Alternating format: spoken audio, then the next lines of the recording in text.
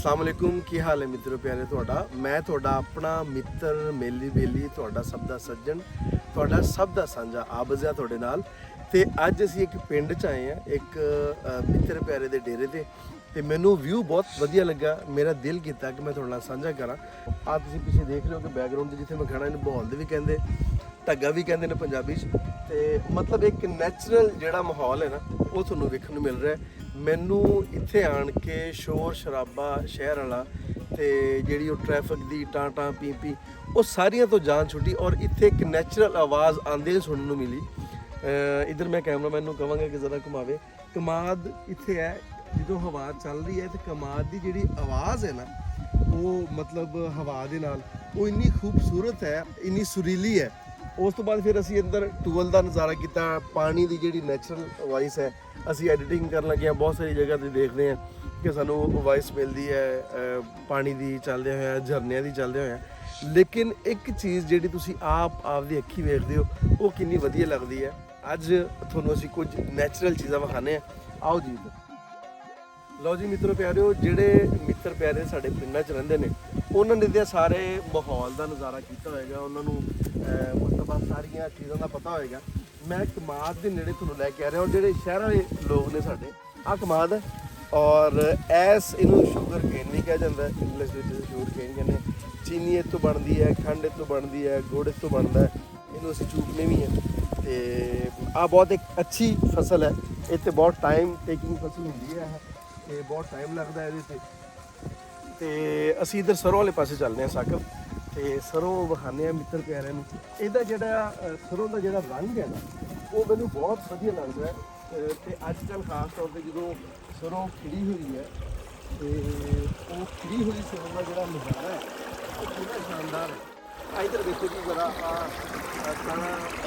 ਜਿਹੜਾ ਸਰੋਂ ਵਾਲਾ ਆਹ ਵਿਖਾਓ ਤੇ ਕਿੰਨੇ ਆ ਚੇਤਰ ਦੇ ਆਉਣ ਦੀ ਵੀ ਹੈ ਆ ਜਦ ਚੇਤਰ ਆਉਣ ਵਾਲਾ ਹੁੰਦਾ ਜਦ ਬਹਾਰ ਆਉਣ ਵਾਲੀ ਹੁੰਦੀ ਹੈ ਤਦ ਦਾ ਫੁੱਲ ਖਿੜਦੇ ਨੇ ਕਿਆ ਨਿਸ਼ਾਨੀ ਹੁੰਦੀ ਹੈ ਆ ਖੁਸ਼ਾਮਦੀਦ ਕਹਿ ਰਿਹਾ ਹੁੰਦਾ ਵੈਲਕਮ ਕਹਿ ਰਿਹਾ ਹੁੰਦਾ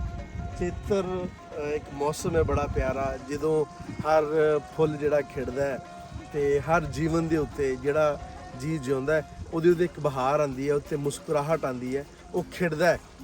ਤੇ ਆ ਸਾਨੂੰ ਸਾਈਨ ਦੇ ਰਿਹਾ ਹੈ ਚੇਤਰ ਦਾ ਬਹੁਤ ਸੋਹਣੀ ਫਸਲ ਹੈ ਪਾਣੀ ਦੀ ਜਿਹੜੀ ਹੁਣ ਵੀ ਤੁਹਾਨੂੰ ਆਵਾਜ਼ ਸੁਣਦੀ ਹੋਣੀ ਹੈ ਇਸ ਪਾਣੀ ਦੀ ਆਵਾਜ਼ ਦੇ ਨਾਲ ਕੋਈ ਚੀਜ਼ ਮੈਚ ਨਹੀਂ ਕਰ ਸਕਦੀ ਇੰਨੀ ਨੈਚੁਰਲ ਹੈ ਔਰ ਇੰਨੀ ਖੂਬਸੂਰਤ ਹੈ ਸੁਣਨ ਦੇ ਵਿੱਚ ਤੇ ਕੰਨਾਂ ਨੂੰ ਬਹੁਤ ਚੰਗਾ ਲੱਗਦਾ ਹੈ ਆਓ ਜੀ ਅੱਗੇ ਇੱਕ ਹੋਰ ਚੀਜ਼ ਤੁਹਾਨੂੰ ਦਿਖਾਉਂਦੇ ਹਾਂ ਪਿੰਡਾਂ ਦੇ ਵਿੱਚ ਅਗਰ ਤੁਹਾਨੂੰ ਜਿਹੜੀ ਖਾਦ ਹੈ ਨੈਚੁਰਲ ਖਾਦ ਜਿਹੜੀ ਹੈ ਉਹ ਅਗਰ ਤੁਹਾਨੂੰ ਨਹੀਂ ਤੁਸੀਂ ਵੇਖੀ ਜਾਂ ਤੁਹਾਨੂੰ ਨਹੀਂ ਉਹਦਾ ਅੰਦਾਜ਼ਾ ਤੇ ਉਹ ਤੁਹਾਨੂੰ ਵਿਖਾ ਦੇਣੀ ਜੀ ਇਹਨੂੰ ਅਸੀਂ ਰੂੜੀ ਵੀ ਕਹਿੰਦੇ ਆ ਜਿੰਨਾ ਵੀ ਗੋਬਰ ਵਗੈਰਾ ਹੁੰਦਾ ਹੈ ਡੰਗਰਾਂ ਦਾ ਉਹ ਇੱਕ ਜਗ੍ਹਾ ਤੇ ਇਕੱਠਾ ਕਰ ਲਿਆ ਜਾਂਦਾ ਤੇ ਉਹਨੂੰ ਫਿਰ ਅਸੀਂ ਫਸਲਾਂ ਦੇ ਵਿੱਚ ਇਸਤੇਮਾਲ ਕਰਦੇ ਹਾਂ ਔਰ ਬਹੁਤ ਇਫੈਕਟਿਵ ਹੁੰਦਾ ਹੈ ਬਹੁਤ ਇਹਦਾ ਫਾਇਦਾ ਹੁੰਦਾ ਹੈ ਇਸ ਗੋਬਰ ਦਾ ਇਸ ਰੂੜੀ ਦਾ ਤੇ ਬਲਕਿ ਹੁਣ ਤੇ ਕਈ ਜਗ੍ਹਾ ਤੇ ਇੱਦਾਂ ਹੁੰਦਾ ਕਿ ਅਗਰ ਸ਼ਹਿਰ ਦੇ ਨਜ਼ਦੀਕ ਨੇ ਤੇ ਲੋਕ ਜਿਹੜੇ ਆਪਣੇ ਪਾਰਕ ਵਗੈਰਾ ਬਣਾਉਂਦੇ ਨੇ ਜਿੱਥੇ ਘਾਹ ਵਗੈਰਾ ਲਗਾਉਂਦੇ ਨੇ ਉੱਥੇ ਵੀ ਆ ਪਰਚੇਜ਼ ਕੀਤਾ ਜਾਂਦਾ ਖਰੀਦਿਆ ਜਾਂਦਾ ਇਹਨੂੰ ਤੇ ਫਿਰ ਉੱਥੇ ਸਿੱਟਿਆ ਜਾਂਦਾ ਤਾਂ ਕਿ ਗਰੋਥ ਜਿਹੜੀ ਹੈ ਉਹ ਜਲਦੀ ਹੋਵੇ ਤੇ ਸੋਹਣੀ ਹੋਵੇ ਔਰ ਬਿਹਤਰੀਨ ਹੋਵੇ ਤੇ ਅੱਗੇ ਜੀ ਆ ਸਾਰਾ ਮਾਹੌਲ ਅੱਗੇ ਮੇਰੇ ਖਿਆਲ ਬੋਰਡ ਦਾ ਦਰਖਤ ਵੀ ਹੈ ਜੀ ਬੋਰਡ ਦਾ ਦਰਖਤ ਤੁਹਾਨੂੰ ਵਿਖਾਣੇ ਆ ਇਸ ਡੇਰੇ ਦੇ ਉੱਤੇ ਸਾਡੇ ਬੜੇ ਪਿਆਰੇ ਮਿੱਤਰ ਨੇ ਨੂਰ ਅਹਿਮਦ ਸਾਹਿਬ ਉਹਨਾਂ ਦੇ ਡੇਰੇ ਤੇ ਅਸੀਂ ਆਏ ਹਾਂ ਤੇ ਆ ਦੇਖੋ ਜੀ ਸਾਰਾ ਨੈਚੁਰਲ ਮਾਹੌਲ ਹੈ ਆ ਵੇੜਨਾ ਲੱਗਾ ਹੋਇਆ ਤੇ ਲੇਕਿਨ ਅੱਜ ਬੰਦ ਹੈ ਉਸ ਨੂੰ ਕਿਸੇ ਹੋਰ ਵੀਡੀਓ ਦੇ ਵਿੱਚ ਪੂਰਾ ਇੱਕ ਪ੍ਰੋਸੈਸ ਦਿਖਾਵਾਂਗੇ ਕਿ ਗੁੜ ਕਿਵੇਂ ਬਣਦਾ ਆ ਸਾਹਮਣੇ ਵੇੜਨਾ ਲੱਗਾ ਹੈ ਉਹਦੇ ਜਿਹੜੇ ਆਗ ਵਗੈਰਾ ਨੇ ਉਹ ਪਏ ਨੇ ਤੇ ਲਓ ਜੀ ਉਹ ਪਿੰਡ ਹੀ ਕਾਹਦਾ ਹੈ ਉਹ ਕਿਹੜਾ ਪਿੰਡ ਹੈ ਜਿਹਦੇ ਵਿੱਚ ਜਾਂ ਉਹ ਕਿਹੜਾ ਡੇਰਾ ਹੈ ਜਿੱਥੇ ਬੋਰਡ ਦਾ ਦਰਖਤ ਨਹੀਂ ਹੈ ਲਓ ਜੀ ਇਹ ਬੋਰਡ ਦਾ ਦਰਖਤ ਹੈ ਔਰ ਬੋਰਡ ਦੇ ਦਰਖਤ ਦੀ ਜਿਹੜੀ ਛਾਂ ਹੈ ਨਾ ਸਿਆਣੇ ਕਹਿੰਦੇ ਨੇ ਕਿ ਬੋਰਡ ਦੇ ਦਰਖਤ ਦੀ ਛਾਂ ਦੇ ਥੱਲੇ ਬਹਿਣਾ ਬਹੁਤ ਫਾਇਦਾਮੰਦ ਹੁੰਦਾ ਹੈ ਬਿਲਕੁਲ ਗੂੜੀ ਛਾਂ ਹੈ ਕਿਉਂਕਿ ਇਹ ਬੋਰਡ ਹੈ ਔਰ ਹਜੇ ਮੈਨੂੰ ਇੰਝ ਲੱਗਦਾ ਕਿ ਸ਼ਾਇਦ ਜਿਵੇਂ ਨਾ ਬਹੁਤ ਪੁਰਾਣਾ ਨਹੀਂ ਹੈ ਨਹੀਂ ਤੇ ਬੋਰਡ ਜਿਹੜਾ ਹੈ ਉਹ ਤਕਰੀਬਨ ਕੋਈ 10-12 ਫੁੱਟ ਦੇ ਵਿੱਚ ਹੀ ਉਹ ਘੇਰਦਾ ਜਗ੍ਹਾ ਬਲਕਿ ਜਿੰਨਾ ਇੱਕ ਕਮਰਾ ਹੁੰਦਾ ਹੈ ਸਾਡਾ ਉਸ ਕਮਰੇ ਜਿੰਨੀ ਜਗ੍ਹਾ ਦੇ ਵਿੱਚ ਉਹਦਾ ਤਣਾ ਹੁੰਦਾ ਤੇ ਉਹ ਕੋਈ 10-15 ਮਰਲੇ ਇੱਕ ਕਨਾਲ ਤੱਕ ਉਹਦਾ ਜਿਹੜਾ ਉਹ ਫੈਲਿਆ ਹੁੰਦਾ ਤੇ ਅੱਗੇ ਕਣਕ ਕਾਸ਼ਤ ਕੀਤੀ ਹੋਈ ਹੈ ਇਹਨਾਂ ਨੇ, ਸਾਡੇ ਮਿੱਤਰ ਪਿਆਰਿਆਂ ਨੇ।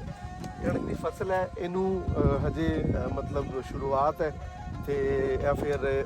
ਸਿੱਟੇ ਪੀਲੇ ਹੋਣਗੇ। ਅਸੀਂ ਵਿਸਾਖੀ ਜਦੋਂ ਆਏਗੀ ਉਹ ਵੀ ਇਨਸ਼ਾਅੱਲਾ ਅਸੀਂ ਕਵਰ ਕਰਾਂਗੇ ਔਰ ਦਿਖਾਵਾਂਗੇ ਕਿ ਅਸੀਂ ਜਿਹੜਾ ਅਨਾਜ ਖਾਂਦੇ ਆ, ਅਸੀਂ ਜੋ ਵੀ ਇਸ ਕਣਕ ਦੇ ਨਾਲ ਜੁੜੀਆਂ ਹੋਈਆਂ ਬਹੁਤ ਸਾਰੇ ਪ੍ਰੋਡਕਟਸ ਨੇ। ਜਿਹੜੇ ਅਸੀਂ ਬ੍ਰੈਡ ਵੀ ਖਾਂਦੇ ਆ ਸਵੇਰ ਨਾਸ਼ਤੇ, ਸ਼ਹਿਰਾਂ ਵਾਲੇ ਮੰਮੀ ਡੈਡੀ ਬੱਚੇ ਉਹ ਵੀ ਇਸ ਅਨਾਜ ਦੀ ਵਜ੍ਹਾ ਤੋਂ ਖਾਂਦੇ ਨੇ। ਔਰ ਆ ਕਣਕ ਜਿਹੜਾ ਹੈ ਉਹ ਰੱਬ ਨੇ, ਉਹੀ ਕਣਕ ਹੈ ਜਿਹਦੀ ਵਜ੍ਹਾ ਤੋਂ ਆਦਮ ਨੂੰ ਜੰਨਤ ਚੋਂ ਕੱਢਿਆ ਗਿਆ, ਲੇਕਿਨ ਬਾਅਦ ਦੇ ਵਿੱਚ ਏਡੀ ਵੱਡੀ ਨਿਮਤ ਬਣਾਤਾ ਇਸ ਕਣਕ ਨੂੰ ਕਿ ਅੱਜ ਕੱਲ੍ਹ ਤੇ ਵੈਸੇ ਸਾਡੇ ਹਾਲਾਤ ਆ ਹੋਏ ਨੇ ਇਹ ਸਾਨੂੰ ਲੱਭਦੀ ਨਹੀਂ, ਬਹੁਤ ਮਹਿੰਗੀ ਹੋਈ ਹੈ ਕਣਕ ਨਾ। ਤੇ ਪਾਕਿਸਤਾਨ ਦੇ ਵਿੱਚ ਤੇ ਕੋਈ 6000 ਨੂੰ ਮਣ ਆਟਾ ਹੋਇਆ ਹੈ ਤੇ ਹਾਲਾਤ ਜਿਹੜੇ ਨੇ ਉਹ ਬੜੇ ਖੈਰ ਆ ਰੋਣੇ ਧੋਣੇ ਅਸੀਂ ਕੋਈ ਨਹੀਂ ਰੋਣੇ, ਅਸੀਂ ਤੇ ਨੈਚੁਰਲ ਜਿਹੜੀ ਬਿਊਟੀ ਹੈ ਉਹ ਵੇਖਣ ਵਾਸਤੇ ਆਏ ਹਾਂ। ਮਿੱਤਰ ਪਿਆਰੋ, ਅਗਰ ਅਸੀਂ ਗੌਰ ਕਰ ਲਈਏ ਕਿ ਇੱਕ ਦਾਣਾ ਅਸੀਂ ਬੀਜਨੇ ਆ ਇਸ ਜ਼ਮੀਨ ਦੇ ਅੰਦਰ ਤੇ ਅਸੀਂ ਤਵੱਕਲ ਕਰਦੇ ਆ ਉਸ ਰੱਬ ਦੇ ਉੱਤੇ, ਅਸੀਂ ਉਸ ਰੱਬ ਦੇ ਉੱਤੇ ਡਿਪੈਂਡ ਕਰਦੇ ਆ ਕਿ ਯਾ ਰੱਬ ਸਹੀ ਇਸ ਇੱਕ ਦਾਣੇ ਨੂੰ ਮੇਰੇ ਵਾਸਤੇ ਬਾਇਸੇ ਬਰਕਤ ਬਣਾ ਦੇ। ਤੇ ਉਹ ਫਿਰ ਇੱਕ ਦਾਣਾ ਜਿਹੜਾ ਹੈ ਉਹ ਕਿਵੇਂ ਅੱਗੇ ਪੌਦਿਆਂ 'ਚ ਹੁੰਦਾ ਹੈ, ਕਿੰਨੇ ਸਿੱਟੇ ਬਣਦੇ ਨੇ ਤੇ ਕਿਵੇਂ ਅੱਗੇ ਉਹ ਵੱਧਦਾ ਫੁੱਲਦਾ ਹੈ ਔਰ ਸਾਨੂੰ ਫਾਇਦਾ ਦਿੰਦਾ ਹੈ। ਤੇ ਜਿੰਨੇ ਵੀ ਸਾਡੇ ਲੋਕ ਨੇ, ਸਾਡੇ ਨਾਲ ਜੁੜੇ ਹੋਏ ਲੋਕ ਨੇ, ਜਿੱਥੋਂ ਤੱਕ ਮੇਰੀ ਆਵਾਜ਼ ਆ ਰਹੀ ਹੈ, ਜਿਹੜੇ ਦੇਖ ਰਹੇ ਨੇ, ਮੈਂ ਇਹਨਾਂ ਨੂੰ ਕਹਾਂਗਾ ਕਿ ਨੈਚੁਰਲ ਜਿਹੜੀਆਂ ਚੀਜ਼ਾਂ ਨੇ ਨਾ ਉਹਦੇ ਨਾਲ ਜੁੜੇ ਰਹੋ। ਨੇਚਰ ਦੇ ਨਾਲ ਅਗਰ ਤੁਸੀਂ ਜੁੜੇ ਰਹੋਗੇ ਤੇ ਤੁਸੀਂ ਸਿਹਤਮੰਦ ਵੀ ਰਹੋਗੇ, ਤੁਸੀਂ ਪਰੇਸ਼ਾਨੀਆਂ ਤੋਂ ਵੀ ਬਚੇ ਰਹੋਗੇ, ਤੁਸੀਂ ਜਿਹੜਾ ਕੁਦਰਤੀ ਹੁਸਨ ਹੈ ਉਹਦੇ ਤੋਂ ਵੀ ਮਾਲਾਮਾਲ ਹੁੰਦੇ ਰਹੋਗੇ ਔਰ ਤੁਹਾਡੀ ਆਪਣੀ ਫਿਜ਼ੀਕ ਵਾਸਤੇ ਵੀ ਬਹੁਤ ਬਿਹਤਰ ਹੋਏਗਾ, ਬਲਕਿ ਬਹੁਤ ਬਿਹਤਰੀਨ ਹੋਏਗਾ। ਤੁਹਾਨੂੰ ਆ ਸਾਰੀਆਂ ਚੀਜ਼ਾਂ ਜਦ ਤੁਸੀਂ ਫੀਲ ਕਰਦੇ ਹੋ ਤੇ ਅੰਦਰ ਇੱਕ એનર્ਜੀ ਮਿਲਦੀ ਹੈ,